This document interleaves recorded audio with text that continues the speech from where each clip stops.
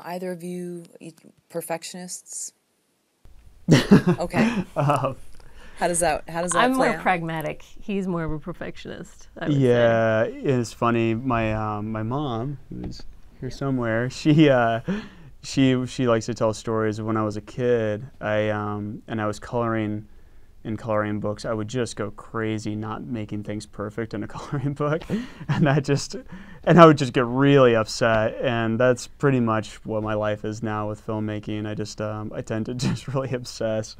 Um, and and I think there's a certain, I think with indie filmmaking you have to be willing to just kind of go with the flow, because you just don't have the ability to make everything perfect. But I think as much as we can, we try to make everything as close to our vision as possible. And so I guess that means I get obsessive compulsive sometimes, but that's not entirely a bad thing, though sometimes it is. He kind of has to, though, because if the person in charge is not that way, everybody else's work is not as good, if that makes sense. Like that everybody's following that lead and everybody wants to achieve what's in Jamin's mind, and if he's not really passionate and certain about his vision, then everything else suffers. So it gets a little bit tough from time to time when you get really hung up on something that maybe is not that important, but I can understand why he does, and that's also, I understand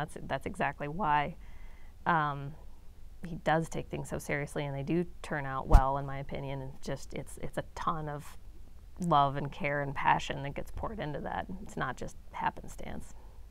And how does your being pragmatic balance it out? Because that sounds like a great team in one sense. Because if it was two perfectionists, I think that would be people fighting over their idea versus another. Yeah. Maybe. Yeah, I mean, I think there's such a huge part of this that's just getting the job done, and I think that's really where Kiowa shines, is just as a producer. She's just very good about just, I always say this about Kiowa, that which sounds not that glamorous, but I think it's a really, really big credit to her, is that she is the most competent person that I know.